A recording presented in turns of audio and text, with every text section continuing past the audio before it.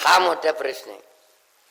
इकडं तुकायचं नाही, इकडं तुकायचं नाही, इकडं तुकायचं म्हणजे ईशान्येकडं तुकायचं नाही, पूर्वेकडं नाही, आग्नेयकडं थुकायचं नाही, दक्षिणेकडं नाही, नैऋत्येकडं नाही, पश्चिमेकडं नाही, वायव्येकडं नाही, उत्तरेकडं नाही, खाली थुकायचं नाही. मग आता थुकायचं कुठं? मोठा प्रश्न आहे. काही नाही, आता थुकायचं कुठं? कालच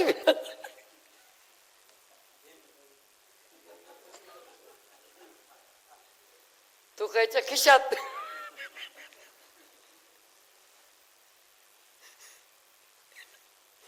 पिंटू दादा नवीनच सांगितलं म्हणे, या काने हेल्मेट लावलं, हेल्मेट मध्येच थुकलं. त्यामुळे खाऊन थुकायची सरळ होती. नवीनच हेल्मेट घेतलं, इडा तोंडात टाकलं, घातलं हेल्मेट, चाललं आता थुकायला. लांब तोंड केलं पण ते पड हातावरती आतून पडलं, तो बाहेरून पुसत होते हेल्मेट.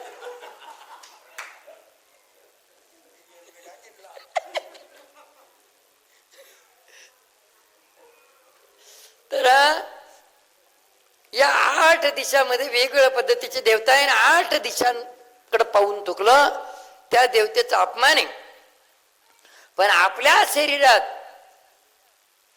उजवी बाजू जी आहे ती आपली, आणि डावी बाजू जी आहे ती पैत्नीची, लक्ष्मीची. मग आता इथं मात्र सगळ्यांचा आत्मा, स्त्री आणि पुरुष, लहान आणि मोठा, गरीब आणि श्रीमंत, हा भेद आपण केला. हा भेद आपण केला, देवाने भेद केला नाही. आत्म्याचा पती हा परमेश्वर आहे. आत्मा कुठलाही असू द्या, आत्म्याचा पती हा परमेश्वर आहे. म्हणून मात्र या ठिकाणी उजवी बाजू ही आपली, कोणाची असो उजवी बाजू ही आपली आहे. म्हणून दात घासून थुकायचं असेल तर मात्र इकडच्या बाजूना, डाव्या बाजूना खाली थुका, डाव्या बाजूना थुका. तिथेही मात्र पिचकारी मारून नका थुका. पिचकारी मारून थुकलं का तिकडे मात्र वेगळं होतं. धरती माता आहे खाली. म्हणून आता अशा पद्धतीने तिन्ही गोष्टीबद्दल आपण स्वतंत्र आहे. 27 नक्षत्र, 12 राशी या दिशांमध्ये आपण बांधलेलो. म्हणून अशा पद्धतीने मात्र करा. या दिशांबद्दलचं खूप काही महत्व आहे, पण आपल्याला तर थोडंसं पुढे जायचंय. आम्ही पहिलंच सांगितलं, शेंडेच करून सांगतो फक्त. तर आपल्या इथं मात्र शिवटिकडीवरती संकल्प माहिती पत्रकातले मात्र 7 टप्पे हे. कोणाला कुठल्याही प्रकारची समस्या असू द्या, कुठल्याही प्रकारची बाधा असू द्या, एकदम सोपा आणि सरळ उपाय, विना खर्चाचा, फक्त पाहिजे श्रद्धा, विश्वास. इथं संकल्पाचं 7 टप्प्याचं पोस्टर लावलेलं आहे. आणि काय त्याच्यातून मात्र दुःख पीडा लागते कुठून हे मात्र आपल्याला काही माहितीच नाही. आम्ही सहज बोलता बोलता सांगतो, लहान बाळाची दिष्ट काढा. लहान बाळाची दिष्ट काढा. बाळाला 4.5 ते 5 वर्षापर्यंत दवाखाना करण्याची गरज पडत नाही. दिष्ट काढा. पण दिष्ट कशी काढते, दिष्ट कशी काढते असे. आता ते जुनं ते सोनं होतं, आता ते काही राहिलं नाही. असं जर खालवर केलं तर ती काल दिष्ट निघत. मग दिष्ट काढताना मंत्र म्हणावा लागत नाही, मंत्र म्हणावा लागत नाही. फक्त दिष्ट काढताना म्हणायचं काय, आणि देवाच्या मंत्राचा पण जप करायचं नाही. दिष्ट कोणाची काढू राहिली तुम्ही, लहान बाळाची, मोठ्या माणसाची, कोणाची बी. पण दिष्ट ज्याची लागली त्याचं नाव घ्यायचं. आता कोणाची लागली, आता कोणाचं नाव घेते, नाव घ्यायचं म्हणजे नावच नाही घ्यायचं. फक्त दिष्ट काढताना म्हणायचं, आल्याची, गेल्याची, घरच्याची, दारच्याची, काळ्याची, गोऱ्याची, भूत्याची, खेत्याची, हेटाळाची, चल्लाळाची, ताण्याची, टोण्याची, करणी, कवटाळाची, भूत्याची, खेत्याची. दिष्ट जळून जाऊ. आता तुम्ही जर म्हणले बा आल्याची गेल्याची, आणि घरच्याची दारच्याचीच असली मग ते म्हणले घरच्याची दारच्याची भूते खेतीचीच असली मग ते म्हणले भूतेची खेतीची टाण्या टोण्याचीच असली मग ते म्हणले टाण्याची टोण्याची काळ्याची गोऱ्याचीच असली मग म्हणजे इथेही मात्र सगळं लिहून घ्यायचं वाचून का म्हणत नाही पण अशा पद्धतीनं म्हणा आणि मग मात्र पा बरं काय अनुभव येत होतो तशाच पद्धतीनं मात्र संकल्पाच्या पिढा लागते कुठून हे मुद्दे घेतलेले तुमच्या घरामध्ये व्यवस्था व्यवस्थित नसेल ना पिढा तिथून लागते काही गोष्टी सहज कळतात तुम्हाला साखर पडली तर तुम्ही म्हणा चटकन उचला मुंग्या होतील साखर पडली तर तुम्ही म्हणा चटकन उचला मुंग्या होतील हे कळतं तुम्हाला घाण पडली तर चटकन उचला माशा होतील हे तसंच मात्र शास्त्र पद्धतीनं घरातली व्यवस्था असली ना देवाच्या शक्तीला शोधायची गरज नाही देवाची शक्ती तुम्हाला शोधत शोधत तुमच्या घरी येईल आणि घाण माशा केर कचरा पडला तर तिथं जशा माशा येतात तशा पद्धतीनं शास्त्राच्या विरुद्ध घरातली व्यवस्था असली ना आसुरी शक्तीला आमंत्रण देण्याची गरज नाही आसुरी शक्ती तुम्हाला शोधत शोधत तुमच्या घरी येईल मग इथंही शास्त्राचं एक काना काढलं शास्त्राचं एकच काना काढायचं ना फक्त शस्त्र आणि शस्त्र म्हणजे काय चाकू सुरू कोयता बिता तलवार बिलवार बाले बिली असं नाही शस्त्र म्हणजे काय नुसकान नुसकान नुसकान शारीरिक स्वास्थ्य नाही शांती नाही ह्या गोष्टी म्हणजे शस्त्र म्हणून मात्र शास्त्र पद्धतीनं मग आता याच्यातच मात्र म्हणून पहिला टप्पा आहे घरातल्या जागेत जे दोषबाधा असेल ती नष्ट हो दूर हो दुसरा टप्पा आहे कळत न कळत आपल्याकडून एखादी वस्तू ओलांडण्यात आली एखादी वस्तूवर ती पाय पडला असेल किंवा ती वस्तू पायाने ठोकरली असेल तर ती दोषबाधा नष्ट हो दूर हो झाला दुसरा टप्पा इथंही मुद्दा आहे एक वस्तू कोणती ओलांडण्यात येईल कोणत्या वस्तूवरती पाय पडेल आपला कोणती वस्तू ठोकरला जाईल कागदपत्राला लावायची फी नाही तिला पाठीमागून बोंड असतं ती जर आपल्या जाण्याच्या रस्त्यात पुढे टाकली ना जशी हत्तीला एवढी एवढी मुंगी मारते ना ती कागदपत्राला लावायची फी आपल्या जाण्याच्या रस्त्यात टाकली ती ओलांडली ती ठोकरली किंवा तिच्यावरती कळत नकळत पाय पडला करोडोची इस्टेट तुमची शून्यात येईल करोडोची इस्टेट तुमची शून्यात येईल चक्र उलट फिरून जाईल तशाच पद्धतीनं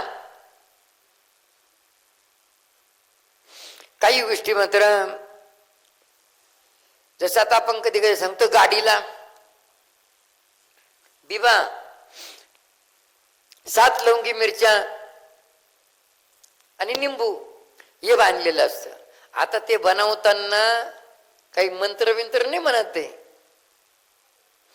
काय काय काय वळता वळता जर बोटात सुई शिरून गेली ना ते शिवाय देतील ते पर त्या तिन्ही वस्तू एकत्र आल्या आसुरी शक्ती कॅच करण्याची शक्ती असते दृष्टीदोष आकर्षित करण्याची शक्ती असते म्हणून आपण घराला गाडीला दुकानला गुराढोराच्या गोठ्याला ह्या पद्धतीनं मात्र जिथं तिथं मात्र आपण ह्या वस्तू बांधतो परंतु कधी कधी ह्या वस्तू मात्र सुकून जातात आणि ती शक्ती याच्यामध्ये असते गाडी पुसतो म्हणून ह्या वस्तू पुसत नाही पण कळत नकळत ह्या वस्तू पडल्या आणि याच्यावरून गाडीचं टायर गेलं तर गाडी बिघडायला लागून जाते मग गाडी बिघडते त्यावरून टायर गेलं तर गाडी बिघडते ना आपला पाय पडला तर का म्हणून आपली तब्येत बिघडणार नाही मग असंच जे काही केलं आहे तर ते जर समजा तुमचं शारीरिक स्वास्थ्य बिघडावा याच्याकरता केलं असेल तर मात्र तुमचं घरामध्ये वादविवाद होता त्याच्यासाठी केलं असेल किंवा अपयश यावा त्याच्यासाठी जर केलं असेल तर मात्र तुम्हाला लक्षपूर्वक का या गोष्टी एका महिन्यामध्ये किती वेळेस घडणार आहे एका महिन्यात वार राहते 4 एका महिन्यात नक्षत्र राहतं एक, एका महिन्यात तिथी राहते दोन, एका महिन्यात योग राहते दोन. मग वार 4, नक्षत्र 1 5, तिथी 2 7 आणि योग 2 9. एका महिन्यात तुम्हाला 9 वेळेस नंतर तकलीफ होणार. आजारपणासाठी असले तर एका महिन्यात 9 वेळेस तकलीफ होणार. भांडणं होण्याकरता जर असले तर एका महिन्यात 9 वेळेस भांडणं होतील आणि 1 वेळेस भांडणं झालं तर त्याचा राग 3 दिवस राहील. आज तब्येत बिघडली तर याचा प्रभाव 3 दिवस राहील. अपयश आलं म्हणून मात्र जर समजा ती वस्तू ओलांडली तसं म्हणजे अपयश येवा, तुमचा मागचा पोल पुढे पडू नये याच्याकरता जर ती वस्तू असेल तर तुम्हाला एका महिन्यात 9 वेळेस अपयश येणार आहे. आणि ती अपयश पचवण्याची शक्ती पण आपल्यामध्ये पाहिजे बरं का. नाही तर काही काही भरतीला गेले तिकडं अपयश आलं, तिकडेच गाडी खाली अंग टाकून जीव देऊन दिला. अपयश पचवण्याची शक्ती पण आपल्यामध्ये पाहिजे. म्हणून अशा पद्धतीनं दुसऱ्या टप्प्यात कळत नकळत आपल्याकडून एखादी वस्तू ओलांडली असेल, एखाद्या वस्तूवरती पाय पडला असेल तर ती दोषबाधा नष्ट हो दूर हो. तिसरा टप्पा आहे. तिसऱ्या टप्प्यामध्ये कळत नकळत कुठं खाल्ल्या पिल्यात आला असेल तर ती दोषबाधा दूर हो. सगळेच आपले असे म्हणायचं नाही, जन्म देणारी आई आणि वडिलांशिवाय आपलं कोणी नाही. तुम्ही युट्यूबला फोनमध्ये पाहत असेल, युट्यूबला फोनमध्ये पाहत असेल, अहो यामध्ये पत्नी सुद्धा पत्नीला विष देऊ शकते. पती सुद्धा मात्र पत्नीला विष देऊन मारू शकतो. हे युट्यूब मधला पाहिलं असून फोन मध्ये. दुनिया इतकी बिघडली ना, कोणीच कोणाचं नाही. पण जन्म देणारी आई, आपण सहज म्हणून जातो आईला सर्प झाला तरी प्रिय असतो, पण खरोखर ती मन सत्य आहे. कसंही असू दे येडं वाकडं, पण त्या आईला ते प्रियच राहील. आई वडील आणि देवाशिवाय आपलं कोणी नाही. ही गोष्ट कधीच विसरत नाही. विश्वास ठेवाल तर फक्त आई वडील आणि देवावर विश्वास ठेवा, बाकीचे कोणावर विश्वास ठेवू नका. शेजारी सुद्धा एका ताटात जेवणारा घास मोजतो आपल्याले, तर दुसरीची काय घेत आहे. म्हणून अशा पद्धतीनं इथंही मात्र कदाचित कळत नकळत कुठं खाल्ल्या पिल्यात आला असेल तर ती दोषबाधा दूर हो, नष्ट हो. तिसरा टप्पा. चौथा टप्पा आहे आपल्या घराच्या परिसरामध्ये 150 फुटाच्या अंतरामध्ये वड, पिंपळ, उंबर, आंबट चिंच, रोय, बोर, बेलाचं झाड, काटेरी बाबूळ आणि चिकाची झाडं, या झाडाच्या साह्याने सुद्धा आपल्या पाठीमाग पिढा लावता येते.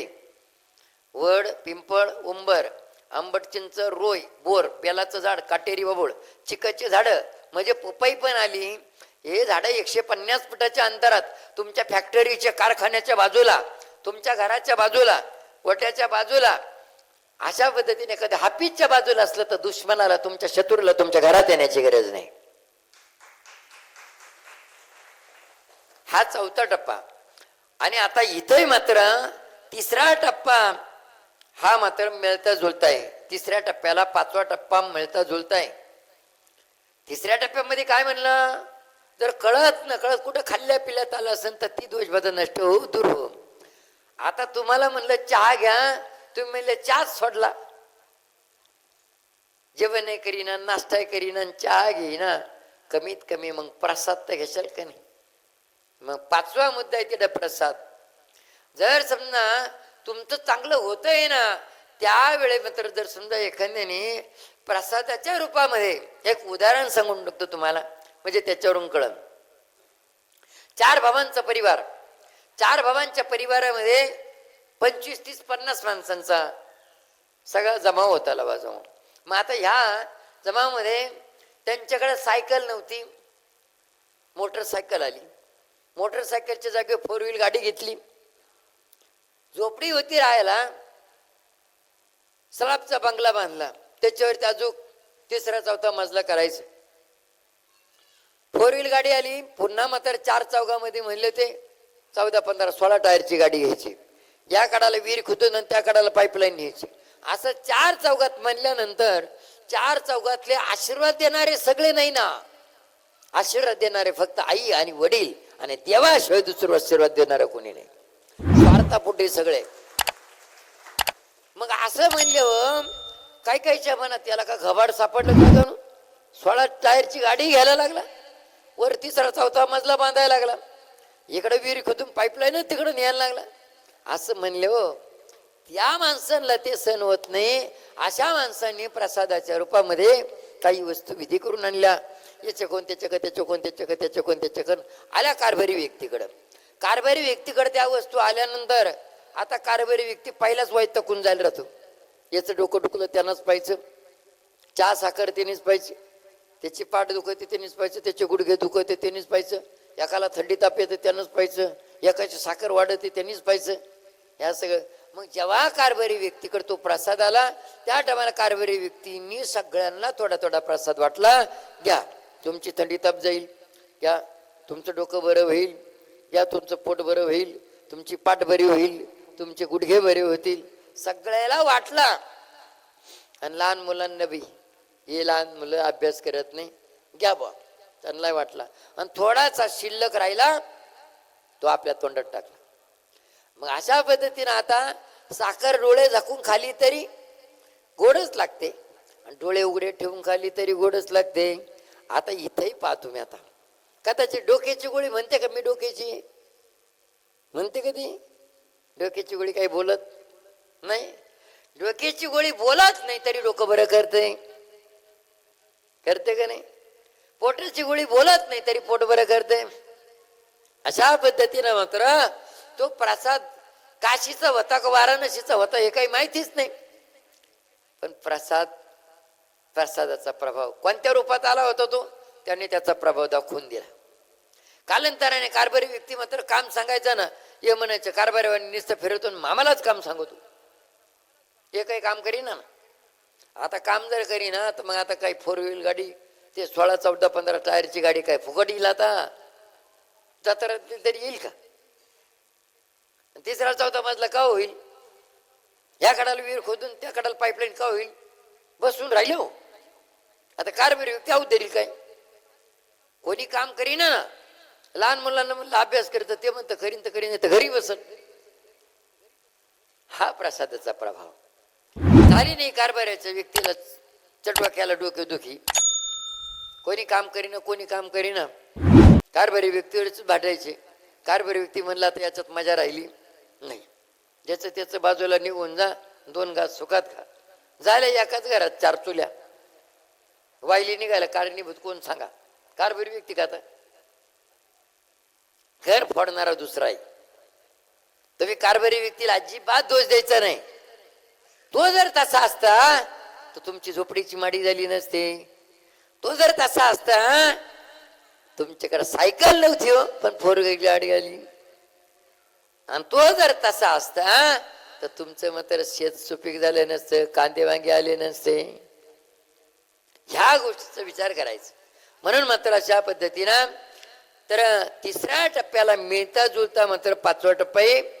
त्या 5व्या टप्प्यामध्ये सांगायचं आहे का प्रसादाच्या रूपामध्ये काही वस्तू मात्र विधी करून आमच्या घर परिवारातल्या एखाद्या सदस्याकडे एखाद्या व्यक्तीकडे झाले असेल आणि त्यांनी प्रेम जिव्हाळ्याच्या रूपात त्या स्वरूपात प्रेम जिव्हाळा आहे म्हणून मात्र तो प्रसाद सगळ्याला वाटून मात्र खाल्ला असेल, सगळ्याला वाटून थोडासा शिल्लक त्यांनी त्याच्या तोंडात टाकला असेल, तर त्याचाच प्रभाव मात्र हा जर असेल ना, आणि याच्यामुळेच जर आमच्या घरात वादविवाद होत असेल, अशी कुठल्याही प्रकारची मात्र प्रसादाच्या रूपामध्ये जी दोषबाधा असेल, प्रसादाच्या रूपामध्ये खाल्लेली जी दोषबाधा असेल ती दोषबाधा नष्ट हो, दूर हो. आमच्या घर परिवारात एकमत विचारू, एकमेकाबद्दल प्रेम जिव्हाळा वाढावा, आमच्या कष्टाला प्रयत्नाला भरभरून यश मिळावा आणि आमच्या घरात कोणालाही कुठल्याही प्रकारचा आजार नसावा, सगळ्यांना चांगल्या पद्धतीचं शारीरिक स्वास्थ्य लाभावं, अशा पद्धतीनं म्हणजे सांगायचं अशा. तर म्हणून मात्र या पद्धतीनं 5 टप्पे आणि 6वा टप्पा जो आहे तर 3च मुद्दे आपल्या मनात येईल. आपला प्रश्न आपल्या दुःखाबद्दल सांगावं. 3 मुद्द्यात 7-8-10 ओळी बनवायची. 3 मुद्द्यात 7-8-10 ओळी बनवायचे. वरील 5 टप्प्यामधील कुठल्याही प्रकारची दोषबाधा असो ती नष्ट हो, दूर हो. झाल्या 2 ओळी. आणि ज्या मुद्द्यावरती तुम्हाला सांगायचंय त्याच मुद्द्यावरती चिठ्ठी लिहा. आता आपणही मात्र पाहिलं 5 मुद्दे आम्हाला बनवता आले, 6 बनवता आला नसतं का? 6 बनवता आला असतं काही बी. पण 6व्या मुद्द्यामध्ये कोणाची काय समस्या, कोणाची काय समस्या आहे, 72 प्रश्न आहे. जागा आहे एवढी एवढी 6व्या टप्प्याची. वेगळ्या प्रत्येकाचं वेगळं. आजही मंत्र पाहते तिकडे एखाद्याला वाचता येत नाही ना, ते म्हणलं घरातल्या जागेतली दोषबाधा नष्ट हो दूर हो असं सांगावा. ते मागचं म्हणतंय घरातल्या जागेतली दोषबाधा नष्ट व्हा असं सांगावा. मग आता कोणी देवानं सांगायचं काय? सांगणार त्याला असं सांगावं काही म्हणायची गरज नाही ना. इथं चुकतात. जर 6वा मुद्दा जर आम्ही बनवला असता ना, ते सांगितलं बसलं असतं, त्यांचा कार्यक्रम बाजूला आणि हे दुसरा सांगितलं बसलं असतं, काय फायदा झाला असता त्याचा? म्हणून मात्र त्याच्याकरता ते संकल्पचे 6 टप्पे. 7वा टप्पा आहे कुठल्याही प्रकारची अडचण न येताना 5 सोमवार 2 प्रदोष शिवटिकडी दर्शनाचे निर्देशपणे पूर्ण हो. कुठल्याही देवाकडे जाताना रिकाम्या हाती अजिबात जायचं नाही. रिकाम्या हाती जायचं नाही. मग काही पाहिली 2 पाहिलं धान्य घेऊन जायचं काय? असं काहीच नाही. देव आपल्याला काही मागत नाही आणि काही घेऊन गेले तरी देव काही घेत नाही. फक्त देवाला काय लागतं? पान आणि फुलं. तुमच्या कष्टातून माता भगिनींनी मात्र आपल्या कपाळाचं कुंकू, हळद कुंकू, तांदूळ, अगरबत्ती, फुलं मिळाले तर फुलं, गोड शेंगदाणी, तेच नाही मिळालं तर साखर, नाही मिळाले तर काही तर तसेच या. काय चिंता नाही. इकडे कुठल्या तरी झाडाला मात्र दर्शन करून पानं तोडून घ्या या पद्धतीनं. पण ह्या पद्धतीनं हिचं अगरबत्ती, कापूर या पद्धतीनं मात्र वस्तू घेऊन यायचं. जसं मात्र एखाद्या वेळेस आपण बाहेर कुठंतरी गेलो आणि बाहेर कुठंतरी गेलो ना, आपले थोडेसे नातूपंतू आहेत, आपण तिकडून आल्याबरोबर मात्र लगेच नातूपंतू पळत आली. आपण मात्र नातूपंतासाठी थोडेसे बिस्किट गोळ्या खिशात घालून आणले होते. त्यांच्या हातामध्ये गोळ्या बिस्किट दिल्यावर किती खुश झाले असून, काय आनंद वाटत असेल त्यांना. तसं देव जर तुमच्या कष्टातून मात्र तुम्ही काही थोडं जर आणलं तर देव किती खुश होत असेल, किती खुश होत असेल देव. काय सांगावं त्याचं वर्णन नेमकं. काय लागत नाही देवाला. श्रद्धेने मात्र तुम्ही जे अर्पण करणार त्या पद्धतीनं. आता हेच अनुभव घ्या ना. खरोखर मात्र जर समजा तुम्ही गावावरून आले आणि तुमचा नातू मात्र बोलत आला, तुम्ही जर चॉकलेट बिस्किट काढून जर दिलं तर काय आनंद वाटतच. तशाच पद्धतीने देव आपली वाट पाहत असतं बरं. आणि तुम्ही रिकाम्या हाती गेली ना, देव मग काय करतो? आपल्याला सटक फटक पूजा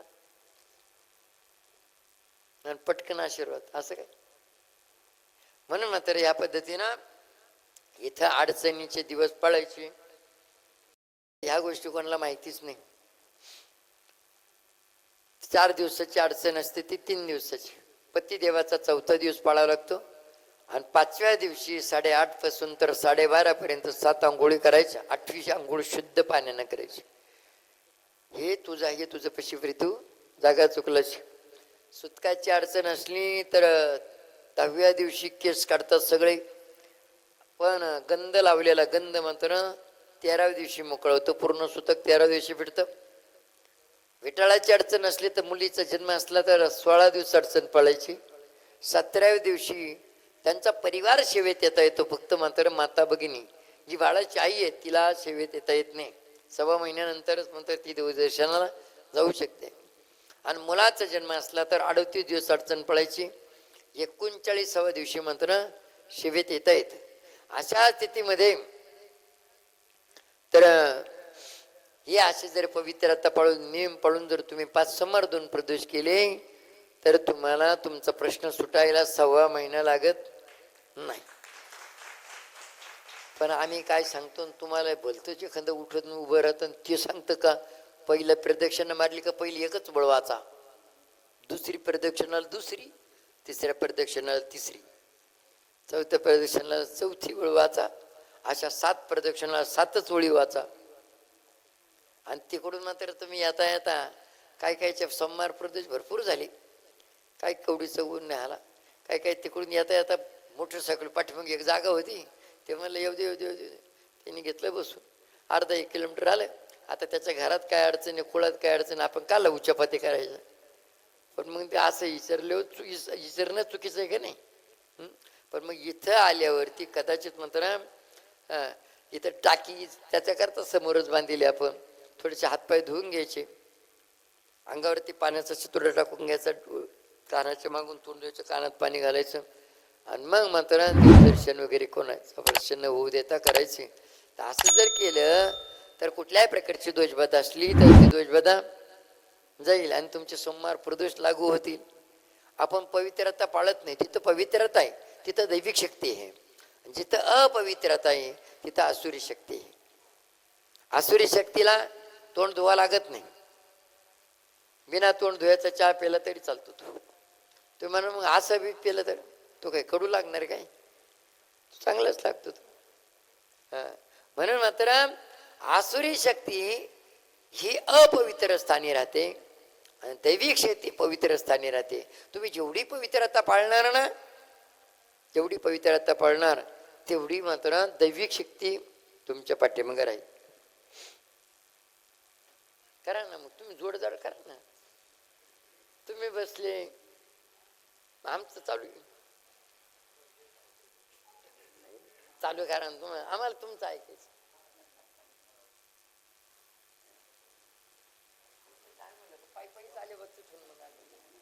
थकले करा जोडदार करा. तर म्हणून अशा पद्धतीनं मात्र तर याकरिता अनिल दादा माहिती देत ना. तर या पद्धतीनं मात्र हे संकल्पाचे 7 टप्पे इथं भरपूर आहे मात्र. पण आता काही मागच्या कार्यक्रमातून पण सांगितलं, ते पण आठवणी ठेवा. प्रत्येक वेळेस थोडंसं प्रत्येक अनुष्ठानामध्ये थोडंसं चॅनल बदलला पाहिजे. तेच राहिले तसे ते म्हणा तोच चॅनल चालतो मशीनचा.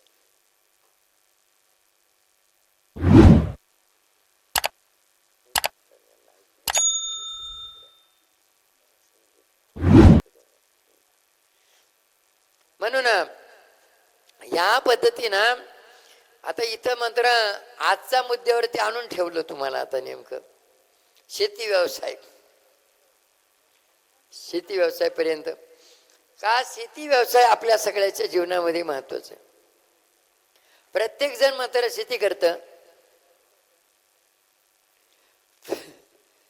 पण शेतीला सुद्धा माझी काळी माय, माझी काळी माय, माझी काळी माय, माझी काळी माय, पण माईसारखं मात्र काय आदर मात्र कोणी करत नाही. माईसारखं आदत करत नाही. आणि तंबाखू तोंडात ठेवल्याशिवाय काम होत नाही. त्यामुळे तंबाखू जर खाली नाही तर कामच होत नाही. अशी कुठली एलर्जी काय माहिती त्याच्यामध्ये.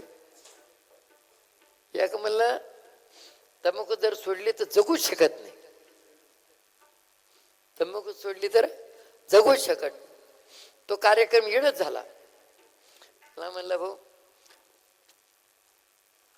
तंबाखू सोडली भाकर असली तरी, तंबाखू सोडली भाकर असली तरी जगू शकत नाही.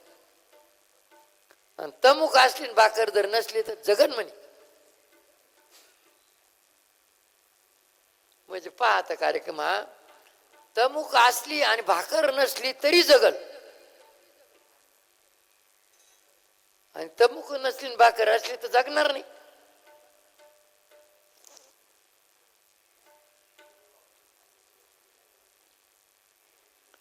तरी या पद्धतीनं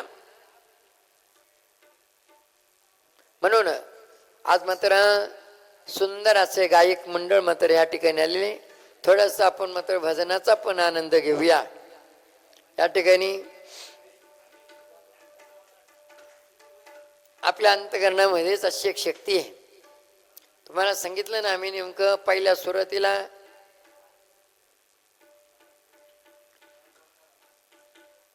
का जो भजन संगीत वाजत असताना असं थोडस डुलला का समजायचं की त्याचं मशीन थोडस डिल्लय हाय. मोकळं ओरिजिनल करायची ते फॉरलिंग करायची काही गरज नाही.